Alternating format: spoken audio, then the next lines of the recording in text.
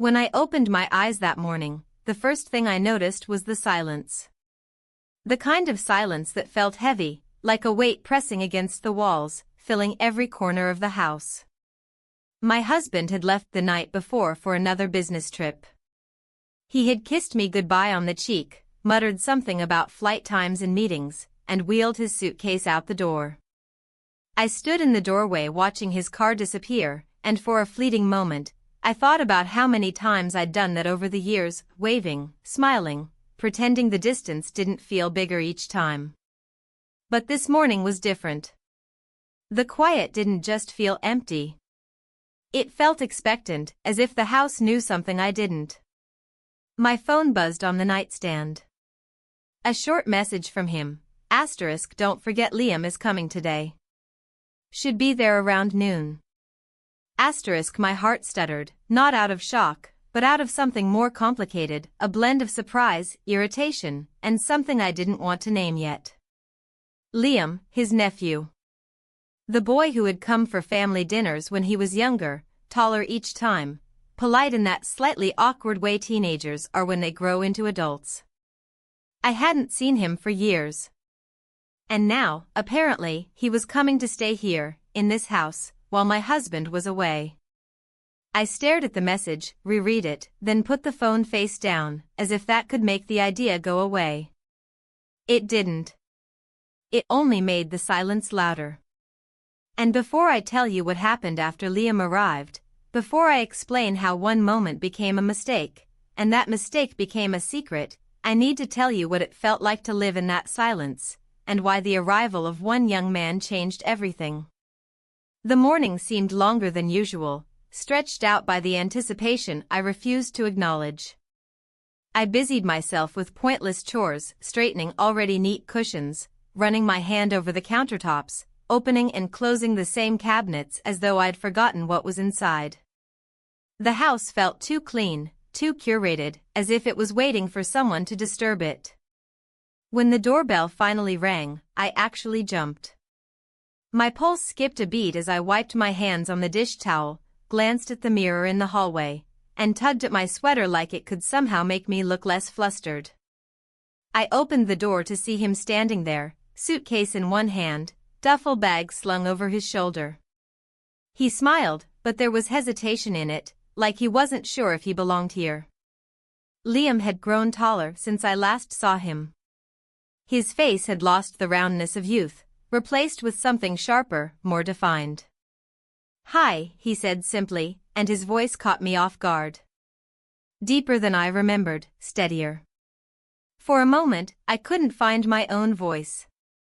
I just stepped aside, letting him in, and felt the cool draft of winter air swirl past us into the hallway.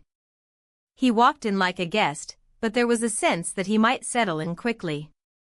He glanced around the entryway, his eyes flicking to the family photos on the wall, the coat rack, the shoes lined up neatly by the door. "It's been a while," he said, setting his bag down by the stairs. "Thanks for letting me stay." I murmured something about it being no trouble, my words automatic, like I was reading from a script. But as he bent to unlace his shoes, I realized I was staring too long, and I turned quickly toward the kitchen, my voice louder than necessary when I asked if he wanted tea. By the time we sat at the table, the initial awkwardness softened into something almost comfortable. He told me about the internship he'd been doing in another city, how the housing had fallen through and my husband had offered the spare room. I nodded, listening, but part of me was too aware of the way his presence felt in the room, a hum in the air that hadn't been there before. I poured him tea, noticed his hands when he reached for the cup, the faint scar on one knuckle, the slight tremor from the cold outside. It was all ordinary, and yet I couldn't shake the feeling that it wasn't. I tried to keep the conversation light, asking questions that didn't mean much. How was the drive? Had he eaten? Did he find the place okay? But each time he answered, I found myself watching him too closely, memorizing details I had no reason to notice. He looked at me, too, but in a way I couldn't read, polite, distant, but with a kind of focus that made me aware of myself in a way I hadn't been in years. It wasn't anything inappropriate. Not then. But it was something. And I felt it. Later, when I showed him to the guest room, he set his suitcase by the bed and ran his hand over the quilt like he was smoothing it down. "This is perfect," he said, and smiled again, this time easier. "Thanks." I told him to make himself at home, and I left before I could linger in the doorway like an idiot. In the hallway, I leaned against the wall for just a second, steadying my breath, annoyed at myself for feeling, what exactly? Nervous? Flustered?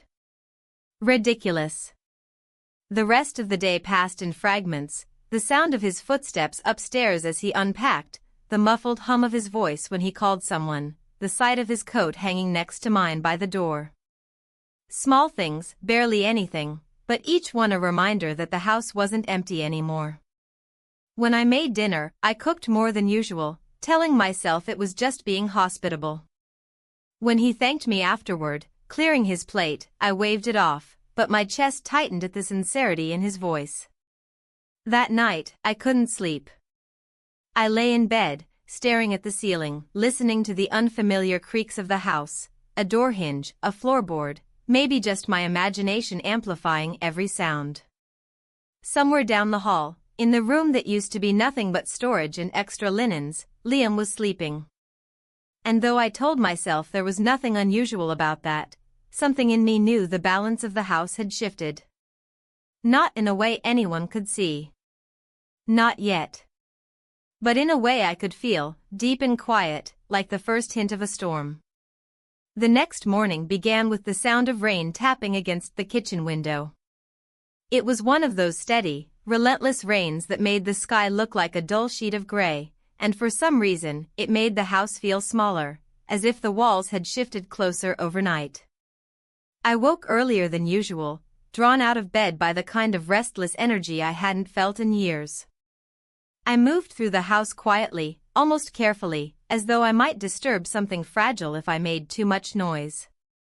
The clock on the wall ticked louder than it should have, and I found myself glancing toward the guest room door each time I passed by the hallway. It was closed, silent, but the thought of him behind that door made me oddly aware of my own footsteps. I put the kettle on, the soft whistle cutting through the silence, and reached for 2 cups before I caught myself. Old habits from the years of marriage, automatically making enough tea for someone else. I paused, my hand hovering over the cupboard. Did I really intend to bring him a cup? Or was that just politeness? I told myself it didn't matter, that it was nothing. When I heard his door open upstairs, the soft creak of hinges, I felt my chest tighten in a way I couldn't explain. He came down the stairs, his hair still damp from a shower, and for a moment, the ordinary sight of him, barefoot, holding his phone loosely in one hand, felt strangely intimate. He greeted me with a simple morning, and it was just a word, but it landed heavier than it should have. I handed him the cup of tea before I could change my mind, and he smiled, that unguarded kind of smile that made the room feel warmer, even with the rain tapping harder against the glass. We sat at the table, the kitchen bathed in that pale morning light that comes only on rainy days. We talked about nothing, the weather, his drive, how he hadn't expected the rain to be this bad. But every sentence seemed to end in a pause, those pauses stretching longer than they should, filled with something I couldn't name. I found myself noticing the way his fingers curled around the cup, the way his sleeve slid up slightly when he reached for the sugar, revealing a wrist I shouldn't have been paying attention to at all. After breakfast, we moved around the house in an unspoken rhythm, he unpacking more of his things, me pretending to tidy spaces that didn't need tidying. Each time I passed by the guest room, I saw little changes, his jacket on the chair, his bag half open on the floor, his books stacked on the nightstand. The room was becoming his, and with each detail, the house itself felt different, like it was reshaping itself to fit him in. By late afternoon, the rain had turned into a heavier storm. The kind that made even simple errands impossible. The windows rattled lightly, and the sound of water gushing from the gutters filled the background. There was nowhere to go, nothing to do but exist in the same space. I tried to read, sitting by the window, but my eyes kept drifting over the same line without processing the words. He was in the living room, scrolling through something on his phone, and though we weren't in the same room, his presence filled every corner. At some point, I drifted into the kitchen, and he followed a few minutes later, leaning casually against the counter. He asked if I needed help with dinner, and though I said no, he stayed, cutting vegetables when I handed him a knife without thinking. We worked side by side, the quiet between us less awkward now, but heavier somehow. Our arms brushed once, just slightly, and though it was nothing, just two people in a small kitchen, the contact sent an unexpected jolt through me. When dinner was done, the storm outside made the evening feel longer than it should have been. The power flickered twice, once plunging the room into darkness for a breathless second before the lights blinked back on. We laughed, the kind of short, uneasy laugh people do when they're startled, and when the lights steadied, our eyes met, and for a moment, neither of us looked away. Later, after the dishes were washed and put away, we sat again at the table, the rain still drumming outside.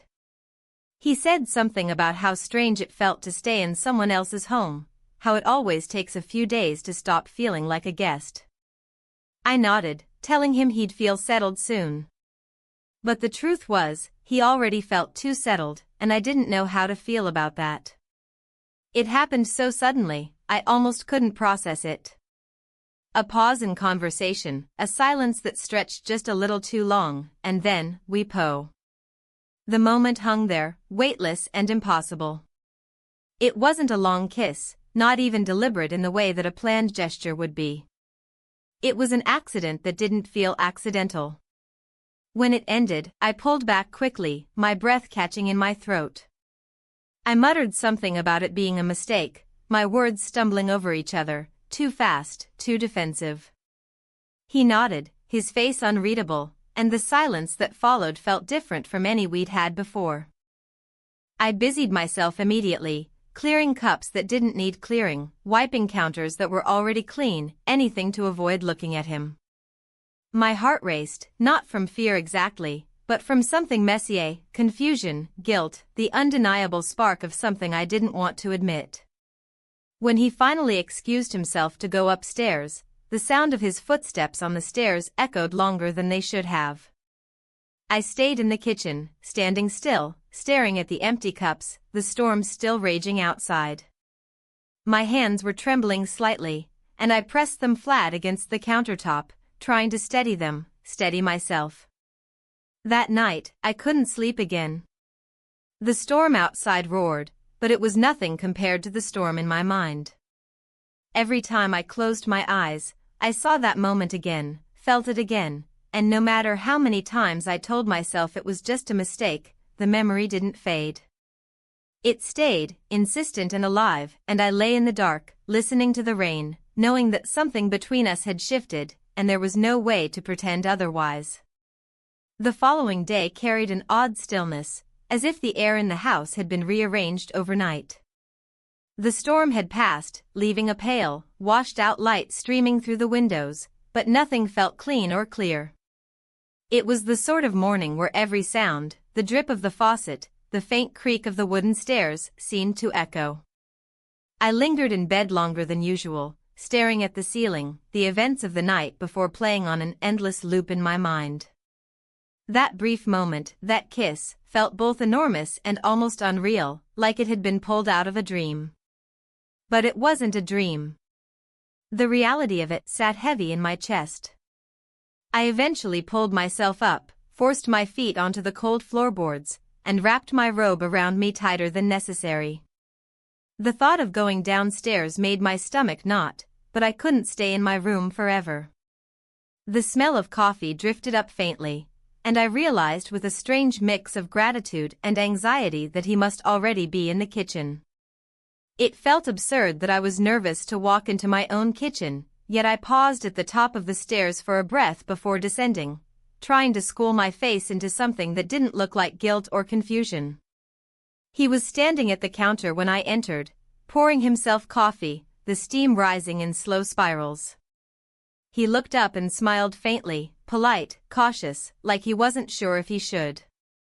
I returned the smile automatically, a small, rehearsed gesture, but the air between us was different, thicker somehow. The wordless understanding of what had happened the night before clung to us like a film we couldn't scrub off. We didn't mention it. Neither of us dared to. Instead, we spoke in fragments about safe topics, the storm, how the power had flickered, the forecast for the rest of the week. Every sentence felt like we were building walls, one bland comment at a time, trying to box in the thing we didn't want to name. But those walls were paper thin, and I could feel them trembling. Throughout the morning, I threw myself into meaningless tasks. I reorganized drawers that didn't need organizing, wiped down already spotless counters, folded towels that were already folded. Anything to keep my hands busy, to give my eyes somewhere else to focus. But it didn't stop the awareness. Every time I heard his footsteps upstairs, every time I caught sight of him moving from one room to another, that awareness flared again, sharp and insistent. I found myself paying attention to absurd details. The way his voice carried faintly when he spoke on the phone, low and easy. The sound of the shower running upstairs. The glimpse of his jacket tossed casually on the back of a chair, like he had already made himself at home. None of these things meant anything on their own, but together, they created a constant hum I couldn't quiet.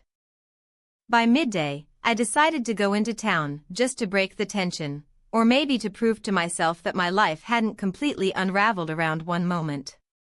I grabbed my keys and coat and called out that I was heading to the market. He offered to come along before I had even finished the sentence, and I hesitated for half a beat before nodding. It felt easier to say yes than to explain why not. The drive was quiet, but not in an uncomfortable way. The radio filled the silence, a low hum of static and soft music, but my mind was louder than anything coming through the speakers. I caught myself glancing at him once, then again, then looking sharply back at the road. It was ridiculous, the way even the casual way he rested his arm on the window frame seemed to tug at my focus. At the market, I thought the chatter of other people would dilute the tension, but it didn't. If anything, it magnified it. We walked the aisles side by side, our carts rolling in near unison, and I felt absurdly aware of how we must look together, just two people shopping. But I knew what we weren't saying.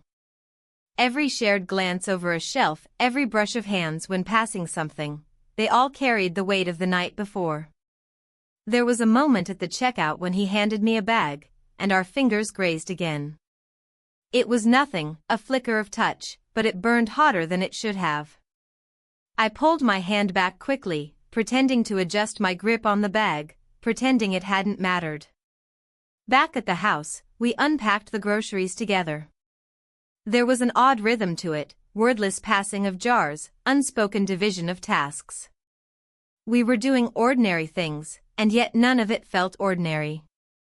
The rest of the afternoon blurred into domestic tasks, but the tension never fully eased.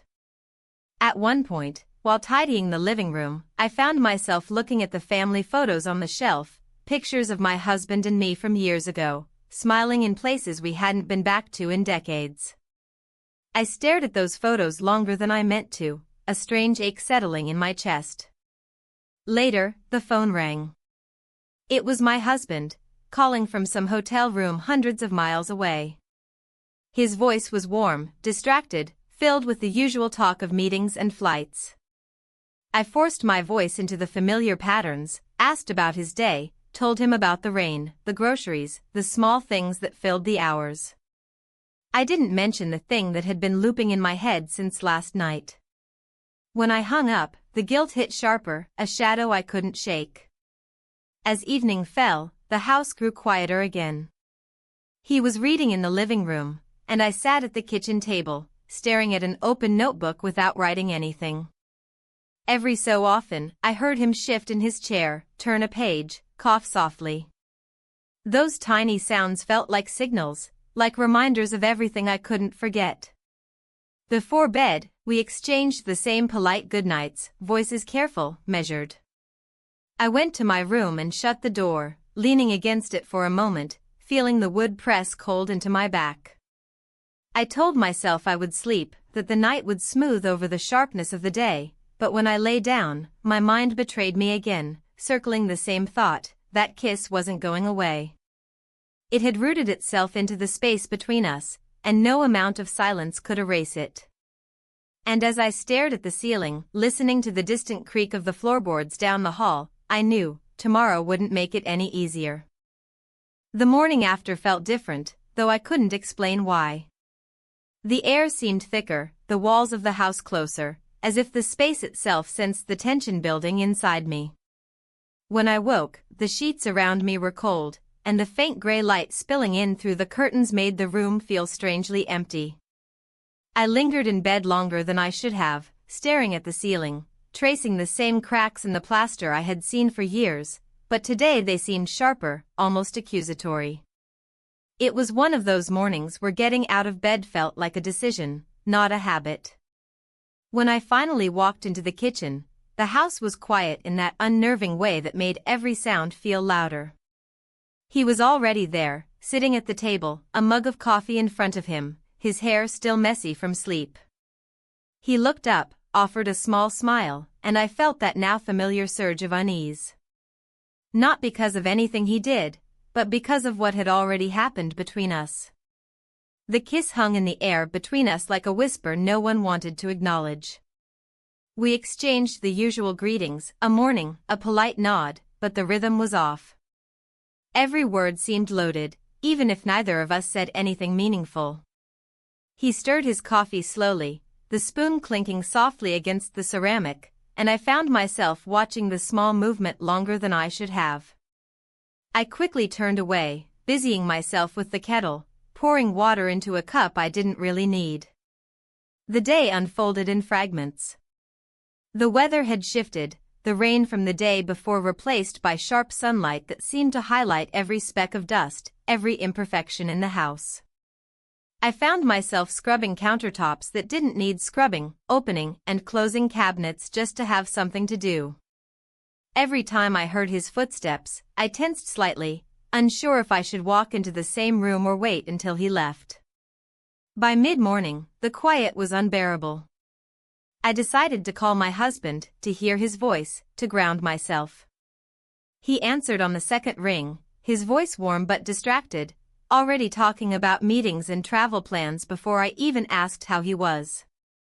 I told him everything was fine here, my voice steadier than I felt. I mentioned the weather, asked about his flight, commented on things that didn't matter. I didn't mention Liam. I didn't mention the storm in my head. When we hung up, the silence returned, heavier than before.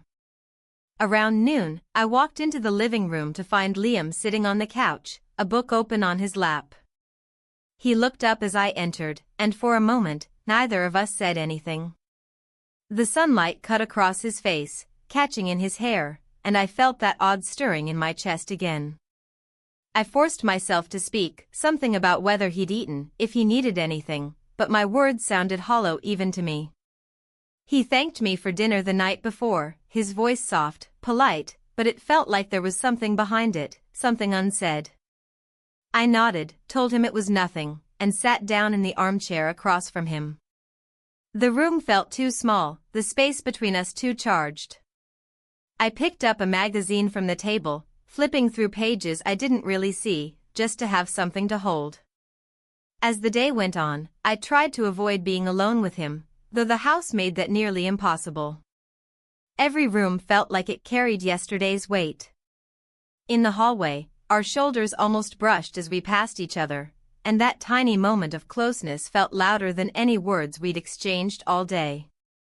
By late afternoon, clouds began to gather again, the light in the house dimming as if evening had arrived early.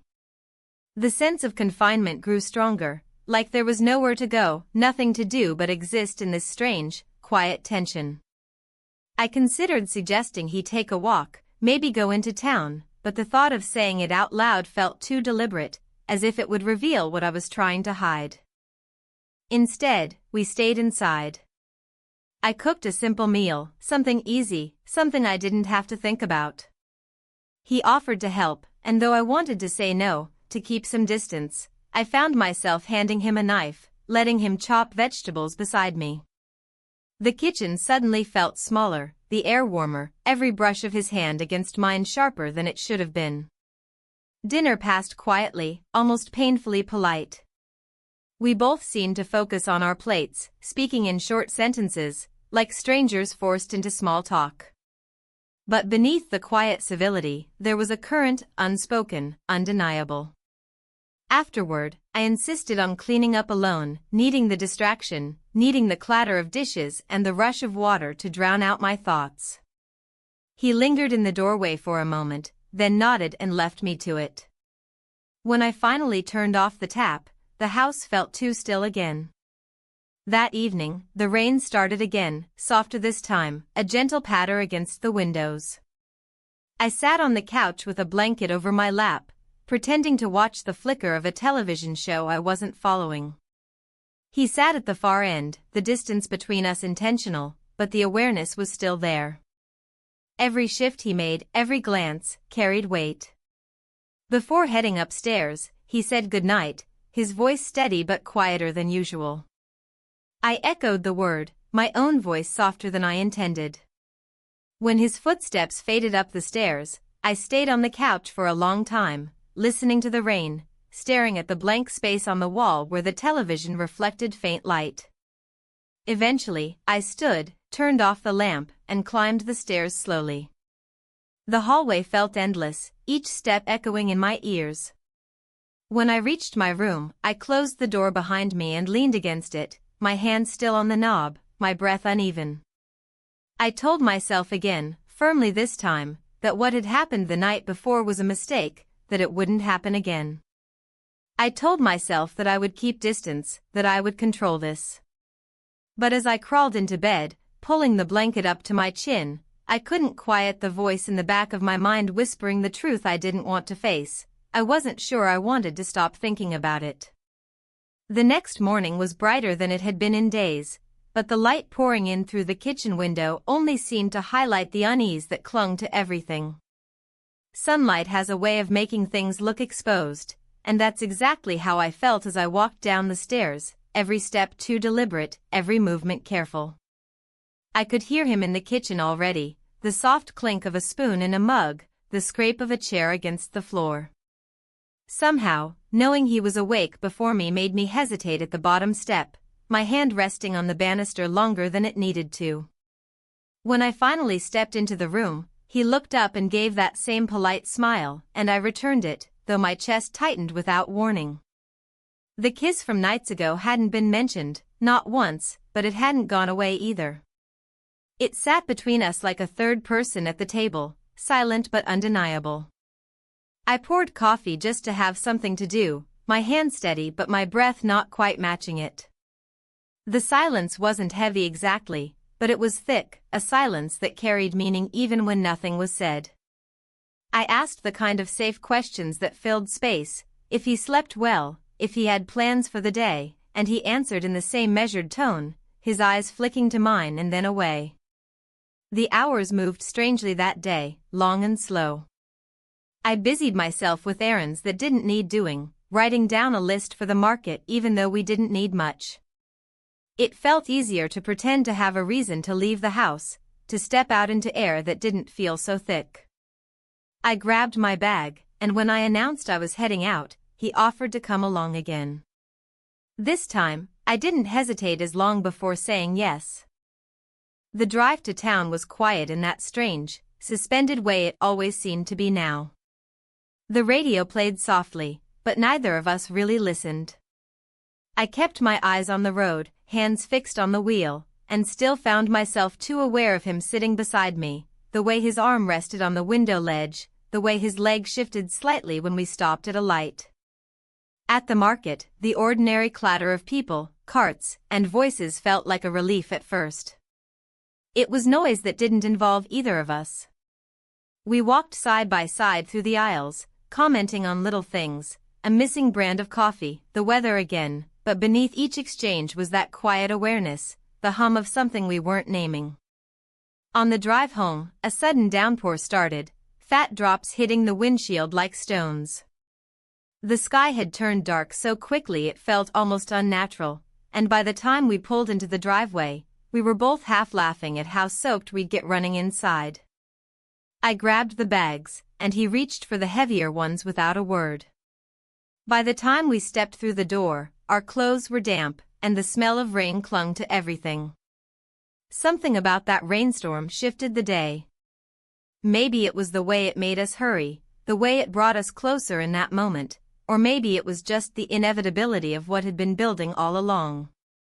We unpacked groceries in silence, but the closeness was sharper now. He set a bag on the counter, and our hands brushed as I reached for the same item. It was nothing, just fingers touching for half a second, but my breath caught anyway. He didn't move his hand away immediately, and in that pause, I felt my heart jump. I turned, meaning to step back, meaning to create space, but instead I found myself standing still. We looked at each other, not long, not lingering, but long enough. And then, without any planning, without any discussion, It happened simply, like crossing a line you didn't even realize you were still standing behind. This kiss wasn't like the first, accidental and rushed.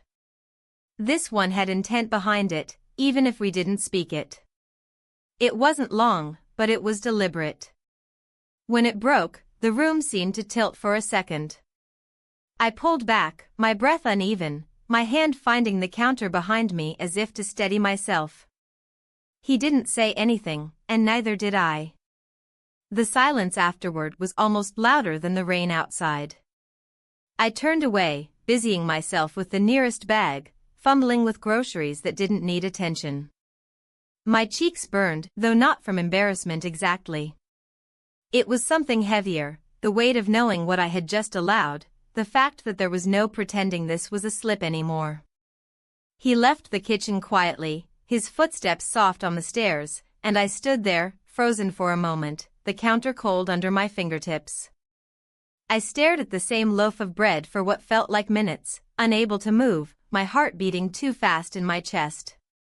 The rest of the afternoon felt strange, disjointed. I tried to read, but the words blurred. I tried to write a grocery note for the next day, but the pen stayed still. The rain eased by evening, leaving the air heavy and the windows streaked. When dinner time came, I cooked without thinking about the steps, just going through the motions, my hands on autopilot while my mind replayed the moment in the kitchen over and over. He sat at the table, thanked me for the food, and I nodded, my voice quieter than usual. Later, I washed the dishes alone, the warm water and soap stinging my hands in a way that kept me grounded. I scrubbed plates harder than necessary, as if cleaning them could somehow clean the day. That night, when I finally lay in bed, the darkness felt heavier than usual. The house was quiet except for the occasional creak of the floorboards and the distant sound of wind outside.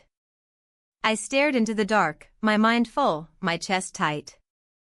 The kiss, this one, not the first, stayed with me. It wasn't an accident, and that truth sat in me like a weight. I told myself I needed to stop, that I would stop, that I still had control.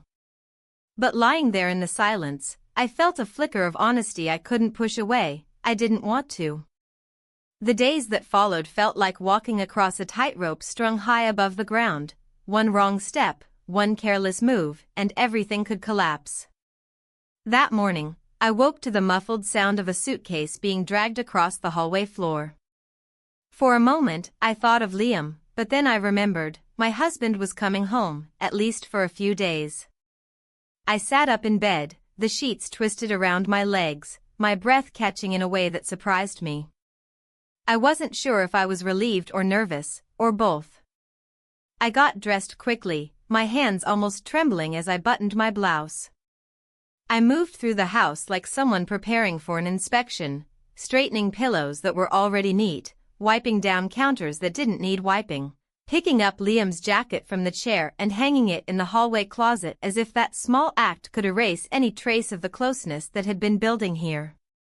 I heard Liam's footsteps upstairs, his door closing softly, and wondered if he felt the same mix of anticipation and unease. When my husband arrived, the front door opened with that familiar creak, and he stepped in with a travel bag over his shoulder and the smell of airports clinging to his coat. He kissed me lightly on the cheek, the kind of absent-minded kiss of someone thinking about luggage and meetings, not the person standing in front of them.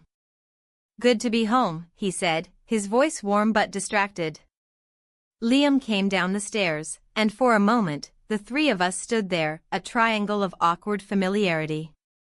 My husband greeted him warmly, clapping him on the shoulder, asking how he'd been settling in. Liam smiled, polite and steady, as if there was nothing unusual about any of this.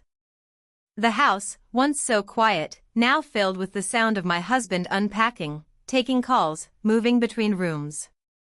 It should have felt normal again. But it didn't. I felt like I was walking through a stage set, playing my role as the good wife, smiling at the right moments, asking the right questions, cooking dinner as if everything was exactly as it should be.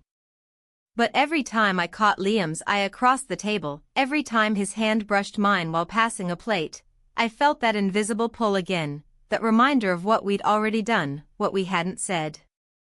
That evening, the three of us sat together for dinner, a rare picture of family. My husband told stories from his trip, his voice filling the room, his hands gesturing as he described colleagues and meetings. I listened, nodding, laughing at the right moments, but I felt removed from it all, as if I were watching a scene play out through glass. Liam spoke only when spoken to, his tone polite, neutral. But I noticed the small things, the way his fork lingered over his plate when my husband turned to refill his glass, the way his gaze flickered up to meet mine for a second too long before dropping away. After dinner, my husband went into the living room to call a client, his voice low but firm. Liam helped me clear the dishes without asking, and we worked side by side at the sink. Our arms brushed as he handed me a plate, and though it was barely a touch, I felt it like a spark under my skin. I tried to focus on the ordinary things, the sound of the water running, the clink of dishes, the steady murmur of my husband's voice in the next room. But my mind kept circling back to the truth I couldn't erase, that what had happened with Liam wasn't just a slip, not anymore. Later, when my husband came back into the kitchen, I smiled and asked about his calls, my voice steady, almost too steady. He didn't notice anything. Or maybe he didn't look closely enough to see what he should have. The next day unfolded much the same. My husband busied himself with work, making calls, answering emails, pacing the house with his phone pressed to his ear. Liam and I moved carefully, always aware of where the other was, careful to keep just enough distance, but never so much that it felt real. At one point, I saw Liam in the hallway, reaching for a book on the top shelf of the built-in cabinet. Without thinking, I stepped closer, my hand automatically steadying the edge of the shelf as he stretched up. My husband walked in at that exact moment, and for a split second, my heart stopped. But he didn't notice anything. He just walked past, grabbing his keys and muttering something about needing to pick up a document from his car. He didn't see the way my hand dropped quickly to my side, or the way Liam stepped back almost too quickly, his eyes dropping to the floor. That night, my husband sat with his laptop in the living room, the blue light from the screen reflecting off his glasses. I watched him, the way his fingers tapped on the keys, the way his face stayed focused, serious. I wondered when I had stopped feeling like part of that focus, when the conversations between us had become so routine, so stripped of anything raw. When he kissed me goodnight later, it was familiar, automatic, like turning off a light switch before leaving a room. I went upstairs after him, but my steps slowed as I passed the guest room door. I didn't stop, but I noticed the faint line of light under the door, the soft shuffle of movement inside. The next morning, my husband packed again. He moved through the house briskly, gathering clothes, folding shirts, checking his phone for messages. He kissed me before he left, another soft brush on the cheek, and promised to call that night. Then he was gone again, the door closing behind him, the silence rushing back in like a tide. I stood in the hallway, listening to the sound of his car fading down the street. The house seemed to exhale in his absence, the air changing again. Liam stepped out of his room, his voice quiet when he said, "He left?" I nodded. Neither of us said anything more. But the weight between us, the thing we had both been trying to ignore, only felt heavier. The evening settled over the house with a quiet weight, as if the day itself was holding its breath. Outside, the wind whispered through the trees, and the shadows inside deepened, wrapping the rooms in a hushed stillness. I sat on the couch, the fabric worn soft beneath me, the glow from the lamp casting a warm pool of light. The television flickered silently, images moving without sound, but my attention was elsewhere. My thoughts traced the events of the past days, circling the moments I wished I could forget and the ones I knew I never would. Liam was nearby, reading a book he'd pulled from the shelf, but even the simple act of him turning a page felt charged. The space between us was close, yet unspoken boundaries held firm. I could feel the tension tightening, an invisible thread pulling us toward something we both knew but neither dared to say. Then, without warning, the distance collapsed. It was sudden and inevitable, a glance held too long, a breath caught, and we. There was no hesitation this time, no accidental brush. It was deliberate and brief, a crossing of a line that marked the end of pretending. The moment lingered, fragile and raw, before we pulled away, breathless and uncertain. The house seemed to close in around me as I tried to steady my racing heart. I felt the heat rise in my cheeks, the rush of adrenaline that comes with doing something both thrilling and terrifying. I told myself to stop, to take a step back, but the words felt hollow. The night unfolded in a blur of whispered words and stolen glances. We talked softly, our conversation a mix of confessions and avoidance, the kind of dialogue that builds walls and tears them down at the same time. Later, as I lay in bed, the weight of what had happened settled deep inside me. The line between right and wrong blurred into a haze of emotion and desire. I knew the consequences would come, that nothing could stay the same, but for now, I allowed myself the quiet rebellion of that moment.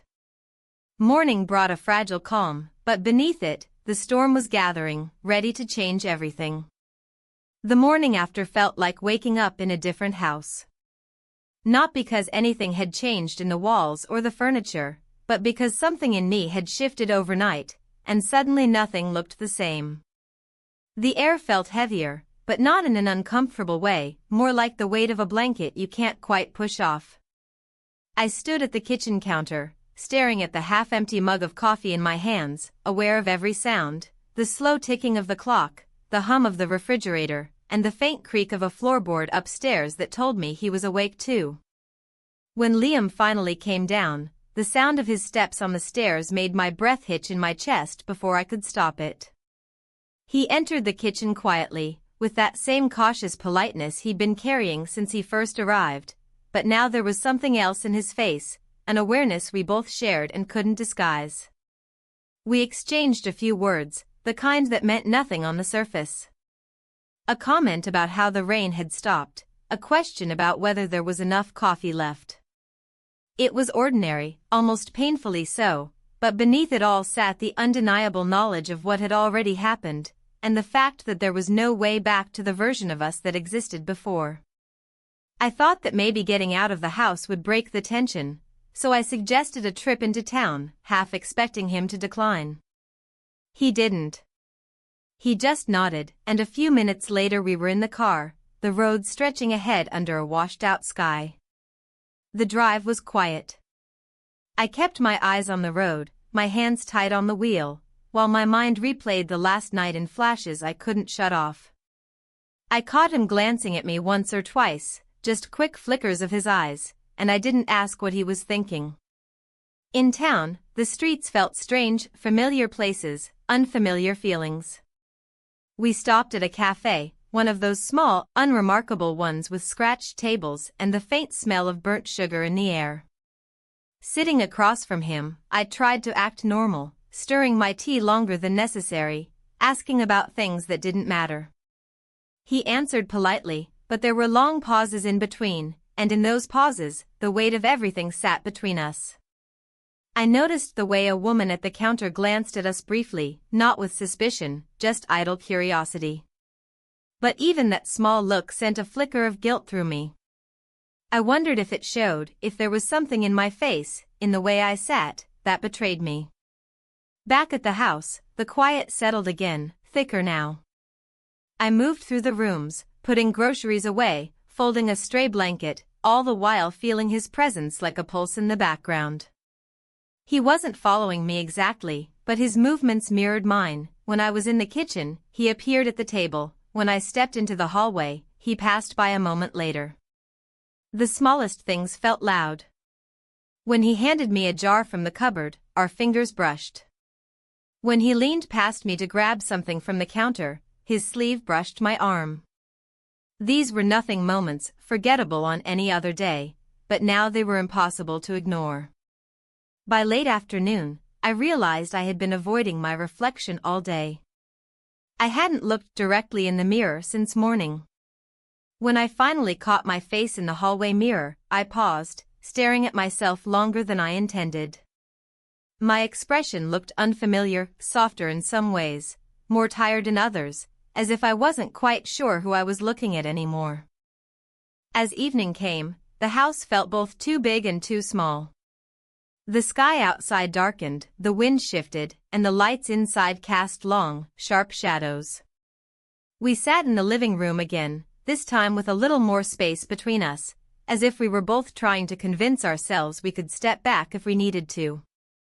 But the air between us was still charged, the silence thick. I tried to read, the pages blurring. He sat with a notebook open, though his pen didn't move. We were both pretending to focus on other things, and both failing. At one point, he spoke, just a small comment about the book he had been reading earlier, and I replied, my voice quieter than I meant it to be. It wasn't a meaningful conversation, nothing that would stick, but it made the room feel smaller again, like the walls had leaned in closer. When I stood to make tea later, he offered to help without thinking, and before I could say anything, he was beside me in the kitchen, reaching for cups. The simple domestic act felt heavier than it should have. The way he stood close enough for me to feel the warmth of his sleeve against mine made my chest tighten. That night, when I lay down, the house was silent but for the faint sigh of wind against the windows. I stared into the dark, thinking about how easy it would be for someone else to mistake this for an ordinary life, a quiet house, two people drinking tea, a trip to the cafe in town. But I knew better. Ordinary had already slipped through my fingers, and what was left was something I couldn't quite name, something both terrifying and strangely alive. The days began to fold into one another, each carrying the same muted weight, until it became difficult to separate one from the next. The house felt at once familiar and unrecognizable, as if I were living in someone else's routine, playing a role I hadn't agreed to. I moved through the rooms deliberately, careful with every gesture, aware of how each movement might look, what it might imply. The line between self-awareness and exhaustion blurred, but I kept walking it, hoping that control would return if I only tried hard enough. I woke that morning to sunlight pooling against the curtains, soft but sharp, the kind of light that reveals dust in the air and cracks in the paint. I sat on the edge of the bed longer than I meant to, staring at my hands as if they held an answer. The memory of what had happened, of every glance, every kiss, every word left unsaid, pressed at the edges of my thoughts like an unwelcome visitor I couldn't turn away. The house was quiet when I walked into the kitchen. Liam was already there, leaning against the counter with a mug of coffee, his head bent slightly as if he were deep in thought. He glanced up when I entered, and there was something in his eyes, not guilt, not exactly, but a heaviness that mirrored my own. We exchanged a few words, but they were nothing sentences, placeholders for the truth we didn't want to speak. Did you sleep well? Yes. Do you want breakfast? I already ate. Each line was a brick in a wall we were building too quickly, hoping it would shield us from what was inevitable. The morning moved slowly. I cleaned the counters, swept the floor, folded laundry that didn't need folding, each task done with a precision that felt almost desperate. He moved around me, helping without being asked, his presence steady but tense. Every time our hands brushed when passing a dish or a towel, a quiet jolt ran through me. By midday, the sky had clouded over, the gray pressing down on the windows like a warning. I told myself I'd go into town, but the thought of leaving the house felt exhausting. I stayed. He stayed. The silence stayed too, heavier with each hour. It was later in the afternoon when it happened, the moment that shifted everything for good. He was sitting at the table, a notebook in front of him, but his pen wasn't moving. I was standing by the sink, drying a plate that didn't need drying. The air between us felt stretched thin, like something waiting to break. He spoke first, his voice quiet, almost hesitant. "We can't keep doing this," he said, not looking at me. The words landed harder than I expected. I didn't respond right away, I wasn't sure what to say.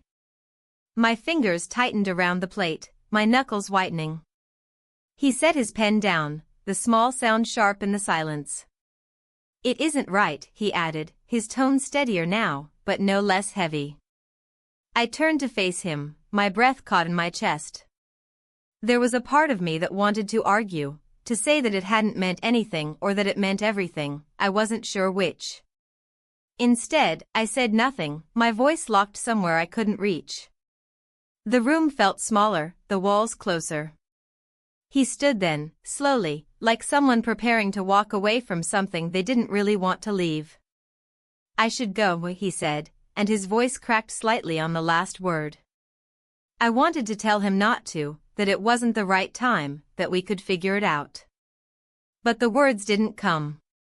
I just stood there, my hand still holding that plate, staring as he walked past me toward the stairs.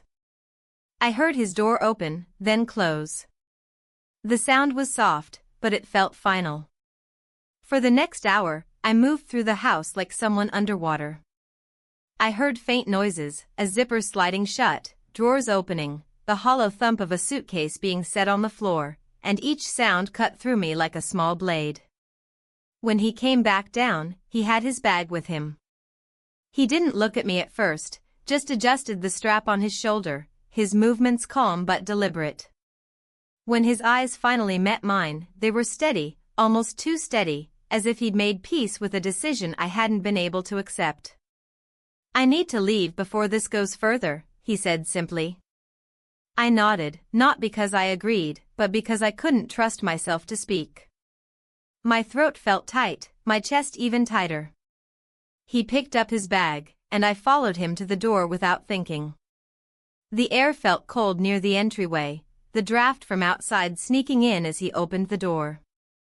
He paused for a moment, his hand on the handle, as if there was something more he wanted to say. But he didn't. He stepped out into the gray light, and the door closed behind him with a sound that felt far too final. The silence that followed was different from any silence I'd ever known. It wasn't just quiet, it was hollow.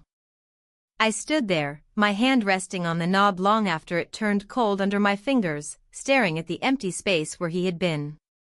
The house didn't feel like it had exhaled this time. It felt like it had been emptied. The house felt wrong the moment the door closed behind him. The air didn't shift the way it usually did when someone left, it just settled heavily, like a thick blanket dropped over everything. I stood in the hallway longer than I meant to, my hand still resting on the cold doorknob, my breath shallow, as if any movement might make the silence louder. Eventually, I turned and faced the emptiness. The hallway seemed longer, the walls barer, the quiet so deep it rang in my ears. I wandered into the kitchen on instinct, as if the familiar routine might fill the hollow spaces he'd left behind. The coffee mug he'd used that morning sat on the counter, still faintly marked by the ring of coffee at the bottom. I stared at it, frozen, before picking it up and rinsing it carefully, almost tenderly, as though the act of cleaning it might erase something bigger. But it didn't. The weight of what had happened stayed, no matter how hard I scrubbed. The table looked wrong with only one chair slightly pushed out. I tucked it neatly under the table and instantly hated how neat it looked, how staged, as if the house itself was pretending everything was normal. I moved through the rooms like that for the rest of the morning, straightening things that didn't need straightening, wiping already clean counters, folding and refolding a towel until it was perfectly aligned. Each task felt like an attempt to hold on to control, but the emptiness always seeped back in. By midday, I found myself standing by the window, staring at the driveway. His car was gone, the space where it had been just a patch of dull concrete. I tried to convince myself he'd come back, that he'd forgotten something, that there'd be a knock on the door any minute, but deep down, I knew better. The way he'd left, the quiet steadiness of his voice when he said he needed to go, told me this wasn't a pause. It was an ending. I made tea, though I didn't really want it. I just needed the distraction, the motion of boiling water, the sound of the spoon stirring. I sat at the kitchen table, holding the mug with both hands, watching the steam rise until it vanished. The tea cooled quickly, untouched. Later, I opened the closet to hang up my coat and saw his jacket still there, the one I'd hung up days ago to make the house look neater for my husband's visit. I froze, staring at it, the faintest trace of his cologne still clinging to the fabric. My fingers hovered near the sleeve, but I didn't touch it. Instead, I shut the door a little too quickly, the sound loud in the quiet house. The phone rang once that afternoon. My husband. His voice was the same as always, steady, warm, slightly rushed. He asked how things were, if I'd gotten everything I needed from the market, if the house was holding up in the weather. I answered automatically, my words clipped but smooth, like lines from a script I'd memorized years ago. He didn't ask about Liam, and I didn't bring him up. When I hung up, the guilt didn't come in waves, it sat there, a constant hum. Not the sharp, panicked guilt of being caught, but the dull, heavy kind that feels like it's in your bones. I walked through the guest room in the late afternoon, almost without meaning to. His suitcase was gone, the bed neatly made, the space stripped of anything personal. But there were small ghosts of him everywhere, a faint indentation in the pillow, the smell of his soap in the air, a scuff on the wooden floor where his bag had rested. I stood in the doorway longer than I should have, my fingers gripping the frame as if it could hold me steady. As evening came, the house felt bigger. Every room seemed to echo, every shadow seemed to stretch. I cooked a small dinner but barely ate, the clatter of the utensils against the plate sounding jarring in the stillness. The television murmured in the background, a blur of voices and images, but none of it made a dent in the quiet that pressed in. When the phone rang again later, it was my husband calling to say goodnight. His voice was tired, but warm, and I closed my eyes as I listened, imagining the hotel room he was sitting in, the suit jacket probably draped over a chair, the suitcase open at the foot of the bed. I told him I missed him. The words felt true when they left my mouth, but even as I said them, I wasn't sure what they meant anymore. After the call ended, I sat in the dimly lit living room, staring at the space around me. The same space that had held so much tension days ago now felt hollow, emptied of everything but memory. Before bed, I walked into the kitchen one more time, almost out of habit. I saw the same mug on the counter, now washed and dry, and thought about how easily objects return to order while people do not. That night, I lay awake, the ceiling faintly visible in the dark.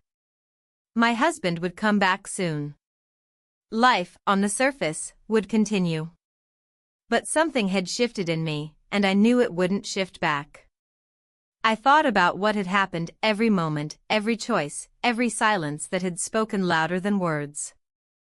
I thought about how he left, how I let him, how the door had closed and taken something with it. And I thought about the version of myself that existed before all of this, the version that would have looked at this house and seen only safety, only routine.